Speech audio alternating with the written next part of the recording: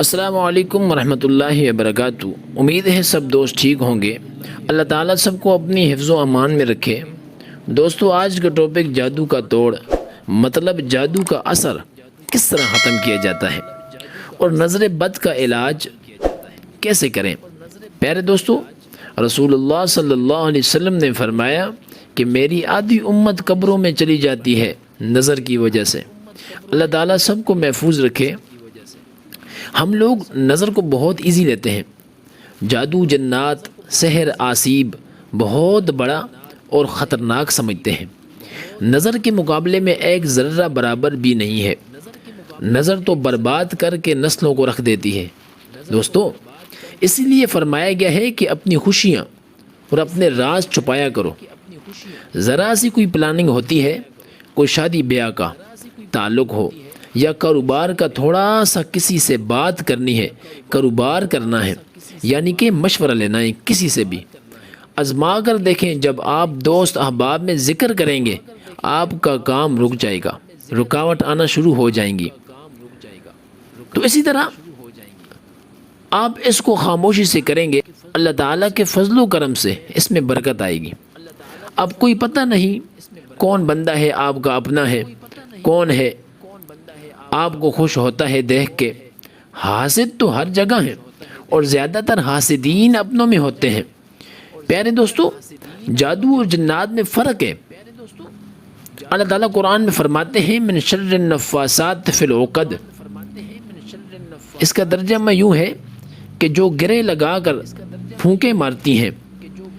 گرے لگا کر پھونک مارنا، چاہے قرآن پڑھنا یا کچھ اور پڑھنا، وہ جادو میں کنورٹ ہو جاتا ہے۔ آگے دوستو اللہ تعالیٰ فرماتے ہیں وَمِن شَرِّ حَاسِدٍ إِذَا حَسَد۔ میں اللہ کی پناہ میں آیا جو حاسد ہیں، یعنی اللہ تعالیٰ کی پناہ انسان مانگتا ہے حاسدین سے۔ دوستو، نظر حسد سے لگتی ہے، حسد حاسدین سے پناہ۔ اب اس صورت میں سورہ فلق میں اللہ تعالیٰ سے انسان پناہ مانگتا ہے حاسدین سے۔ پیار سے بھی لگتی ہے نظر، ماں کی بھی لگتی ہے، بندے کو اپنے آپ کی بھی لگتی ہے۔ جب انسان اپنے آپ کو شیشے میں دیکھے تو دعاؤں کا اہتمام کرے جو مسنون اعمال رسول اللہ صلی اللہ علیہ وسلم کے ذریعے سے ملے گا آپ لوگوں کو۔ دوستو، ہماری بد نصیبی ہے کہ ہم آج کل کے 2 نمبر پیروں پر یقین تو کر لیتے ہیں، لیکن محمد صلی اللہ علیہ وسلم کے بتائے ہوئے طریقے پر یقین نہیں رکھتے، نہ ہم اس کو عمل میں لاتے ہیں۔ دوستو، پیارے نبی صلی اللہ علیہ وسلم پر جب جادو ہوا تو آپ صلی اللہ علیہ وسلم نے فیل کیا کہ میرے ساتھ ہو کیا رہا ہے، میں بھول رہا ہوں، مجھے بھول ہے، پتہ نہیں میں نے غسل کیا ہے کہ نہیں کیا، نماز پڑھی ہے کہ نہیں پڑھی۔ اللہ کے نبی صلی اللہ علیہ وسلم پریشان ہو جاتے ہیں۔ آپ لیٹتے ہیں تو اللہ تبارک و تعالیٰ 2 فرشتے نازل کرتے ہیں، ایک آپ کے سرہانے کھڑا ہو جاتا ہے اور ایک آپ کے پاؤں کی طرف کھڑا ہو جاتا ہے۔